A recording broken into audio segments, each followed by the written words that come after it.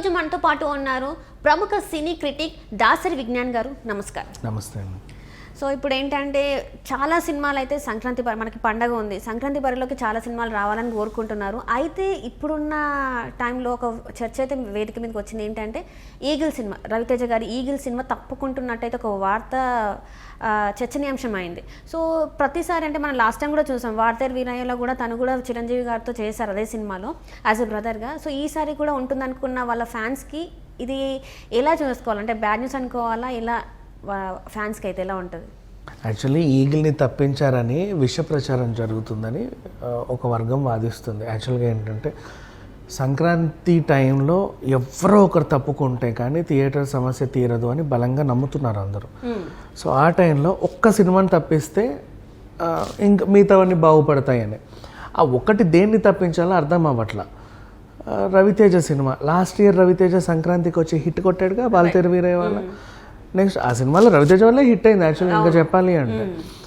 And మొన్న దసరాకి వచ్చాడు tiger Nageswararao.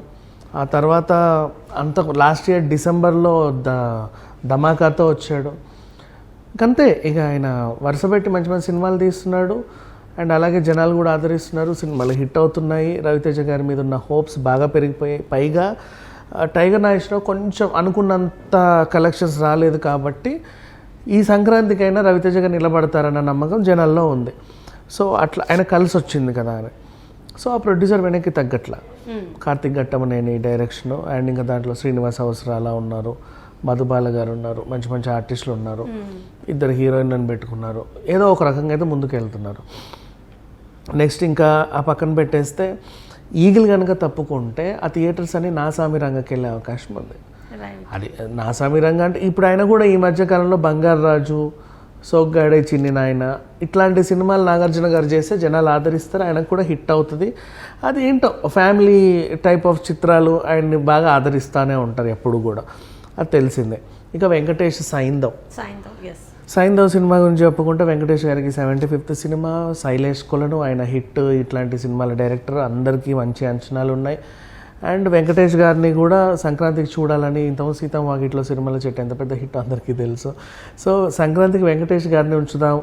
Venkatesh versus Nagarjuna versus Raviteja అంటే పర్వాలేదు ఫైట్. మిగతా వాళ్ళు ఎందుకు వాళ్ళని తప్పిద్దాం వీళ్ళని తప్పిద్దాం అనుకుంటున్నారు. ఆ మిగతా వాళ్ళు తగ్గట్లేదు కాబట్టి పోనీ రవితేజని తప్పిస్తే జనవరి 26కి వస్తాడు కదా అని చెప్పేసి అనుకుంటున్నారు. ఇప్పటివరకు ఏంటంటే దీనికి థియరిటికల్ రైట్స్ ఇంకా అమ్ముడు పోలా. సో అందరు అనుకుంటున్నారు మేబీ ఇది తప్పుకుందేమో, జనవరి 26కి వస్తుందేమో అన్న థాట్లో అందరు ఉన్నారు. కానీ ఆ ట్రైలర్ చూస్తే మాత్రం వీళ్ళు మాత్రం ఖచ్చితంగా సంక్రాంతికే వస్తారని గట్టిగా వినబడుతుంది. ఇంకా ట్రైలర్లో కూడా ఆ డైలాగ్ నిన్న రిలీజ్ చేసింది, విషం మింగుతాను, విశ్వం తిరుగుతాను, ఊపిరి ఊదుతాను, అలాగే కాపలా అవుతాను, విధ్వంసం నేను, విధ్వంసాన్ని ఆపే వినాశనం నేను, ఇట్లాంటి డైలాగ్స్ వచ్చేసరికి దానికి కూడా జనాలు మొత్తం పూనకాలు వచ్చేసాయి అనమాట. ఇంకా రవితేజ ఫ్యాన్సే కాదు నార్మల్ ఆడియన్స్కి కూడా. సో ఈసారి ఎలాగైనా హిట్ పక్కా అనే దాంతో వీళ్ళు వెళ్తున్నారు.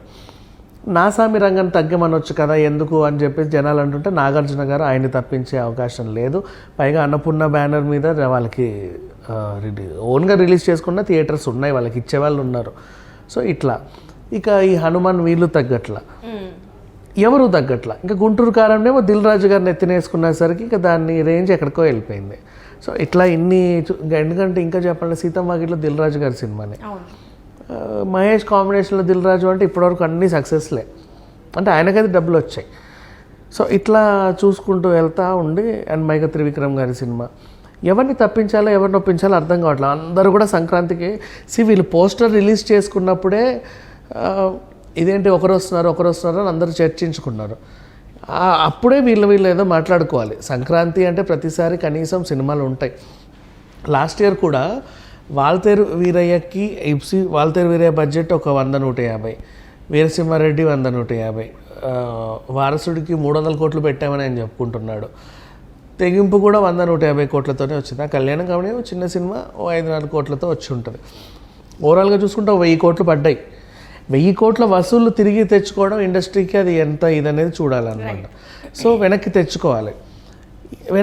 థియేటర్ రావాలి. కొత్త థియేటర్స్ ఏం లేవు, ఉన్న థియేటర్స్లో షోస్ పెంచుకుంటున్నారు. టికెట్ రేట్లు పెంచుకుంటున్నారు. అయినప్పటికీ కూడా మొదటి 4 రోజులు వచ్చే కలెక్షన్స్ తర్వాత రావట్లేదు. రీసెంట్ ఎగ్జాంపుల్స్ లైక్ యానిమల్స్ అలార్ మనం చూసాం. మొదటి 4 రోజులు వచ్చే కలెక్షన్లు 100 రోజులు 200 రోజులు రావట్లా, లాంగ్ రన్ 1 వీక్ తర్వాత కూడా రావట్లా. అసలు సంక్రాంతి మేనియా ఎలా ఉంటుందంటే 12, 13, 14, 15, 16 ఇవి కీలకమైన డేట్స్. 11th నుంచి చూసుకుంటే మోస్ట్లీ పండగ మెయిన్ డేట్స్ 14, 15, 16, 12, 13 మోస్ట్లీ అందరు జర్నీస్లోనే ఉంటారు. సినిమా చూడాలనుకునే వాళ్ళు ఉంటారు, కానీ మోస్ట్లీ అందరు కూడా రైలు పట్టాల పైన రోడ్ల మీదే ఉంటారే తప్పితే థియేటర్లో ఉండరు. 14, 15, 16 దిగిన తర్వాత చూడాలనుకునే వాళ్ళు వేరే ఉంటుంది. అంతే, అంత మించి ఇంకేం లేదు. ఆ వీక్ అది అయిపోయింది అంటే మళ్ళీ 16 తర్వాత అందరు మళ్ళీ తిరుగు ప్రయాణాల్లో ఉంటారు. 20, 21 అట్లా జనాలు చేరుకున్న తర్వాత ఇక ఎప్పుడు అయిపోయిందిలే సినిమా. 1 వీక్ అవుతుందంటే ఇక నెక్స్ట్ ఓటీటీ కోసమే చూస్తున్నారు తప్ప జనాలు థియేటర్కి వెళ్ళడానికి ఇష్టపడట్లా ఇవాళ రేపు. సో మోస్ట్లీ అదొక ప్రాబ్లం అయిపోయింది. ఇక నెక్స్ట్ 26th అది ఒకవేళ అప్పుడప్పుడు అదృష్టం బాగుంటే లాంగ్ వీకెండ్ ఉంటుంది, లేదు అంటే కూడా ఓ మోస్తారు హాలిడే ఉండి అట్లా తడప ఆడుతుంది. సో ఆ 26కి కనుక ఒక సినిమాని పోస్ట్పోన్ చేసుకుంటే అప్పుడు మీరు ఆ లాభాలన్నీ తీసుకోవచ్చు కదా, మీరే సింగిల్గా వస్తారు కదా అని ఇప్పుడు అంటారు. కానీ ఆ 26 వచ్చే టైంకి అప్పుడు రిలీజ్ అవ్వాల్సిన సినిమాలు కూడా మళ్ళీ బోల్డ్ ఉంటాయి, అన్నీ వస్తాయి. అందులో ఏదైనా కొంచెం పాజిటివ్ టాకులు తెచ్చుకున్నాయంటే ఇక మళ్ళీ థియేటర్లు చీల్చుకోవాల్సిందే, వాళ్ళకి ఎత్తుక్కోవాలి. సో సంక్రాంతి నుంచి తప్పుకునే అవకాశం లేదని చాలామంది వాదిస్తున్నారు. అండ్ సంక్రాంతి రేస్ నుంచి తప్పుకున్నా మళ్ళీ ఓటీటీలో విడుదల కోసం జనాలు చూస్తారు. ఇప్పుడు వీరసింహారెడ్డి ఉంది. లాస్ట్ ఇయర్ సంక్రాంతికి దానికి ఎంత అన్యాయం జరిగిందంటే కొన్ని థియేటర్స్ ఇక ఉన్న థియేటర్స్ అన్ని వాడుకోవాలి కదా. మన రాష్ట్రంలో ఒక 70% థియేటర్స్ బాగుంటే 30% థియేటర్స్ బాలేవు ఇన్ సెన్స్ సౌండ్ అప్పటివే. అదంతా మార్చి మళ్ళీ మొత్తం ఏసీ అదంతా రీకన్స్ట్రక్ట్ చేయాలి, రెనోవేట్ చేయాలంటే ఆ ఓనర్కి 2 నుంచి 5 కోట్ల వరకు బడ్జెట్ అవుతుంది. మళ్ళీ కార్పెట్ మార్చాలి, సీట్లు మార్చాలి, ఇవన్నీ అంటే. సో 5 కోట్లు ఇప్పుడు పెడితే మళ్ళీ ఇంకేళ్ళకి సంపాదించుకుంటాను నేను, వద్దులే ఏదో నడవని అని అనుకుంటారు. అప్పుడు పెద్ద సినిమాలు రిలీజ్ అయితే అడప పడితే లేకపోతే లేదు. మోస్ట్లీ ఇంకా ఈ ఇంగ్లీష్ డబ్బింగ్ సినిమాలోనో చిల్లా చితిక సినిమాలు ఏవో ఆడిపోతూ ఉంటాయి దాంట్లో. అంతే, ఆ థియేటర్లు అంతే, దాన్ని రెనోవేట్ చేసుకోలేడు.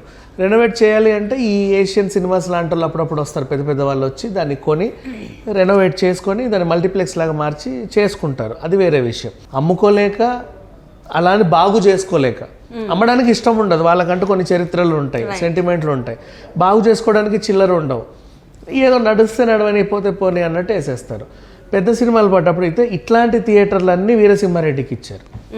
వాళ్ళ క్యాలిక్యులేషన్స్ ఏంటంటే వారసుడు ఇది ఫ్యామిలీ సినిమా, ఫ్యామిలీలో వస్తారు కదా, వీరసింహారెడ్డి మాస్ సినిమా, పాన్లు ఉమ్మే వాళ్ళు వస్తారు, తాగే వాళ్ళు వస్తారు, ఫ్యామిలీస్ రారండి అంత ఇదిగా, పిల్లల్ని పట్టుకొని పెద్దల్ని పట్టుకొని ఎవరు రారు అని ఆ థియేటర్లని వీరసింహారెడ్డికి ఇస్తే, అయినప్పటికీ అది హిట్ అయ్యి తర్వాత ఓటీటీలో వచ్చినప్పుడు ఫ్యామిలీస్ అందరు చూసి డిస్నీ ప్లస్ హాట్స్టార్లో 1.5 lakh ప్లస్ యూనిక్ వ్యూస్ వచ్చి అదొక పెద్ద సంచలనం అయిందండి. అండ్ అబ్రాడ్లో కూడా దానికి చాలా కనెక్షన్స్ వచ్చాయి. అంటే అక్కడ కూడా థియేటర్స్లో వాళ్ళు స్క్రీన్లు చింపేయడం, జై బాలయ్య అని అరవడం, అంటే మ్యాసివ్ హిట్ అని చెప్పుకోవాలి. ఇప్పుడు ఇట్లాంటి థియేటర్స్ అన్ని రవితేజకి అండ్ తేజ సజ్జకి ఇవ్వడానికి వీళ్ళు పూనుకుంటే జనాలు కొంచెం అంటే అప్సెట్ అవుతున్నారు, అంతమించి ఇంకేం లేదు.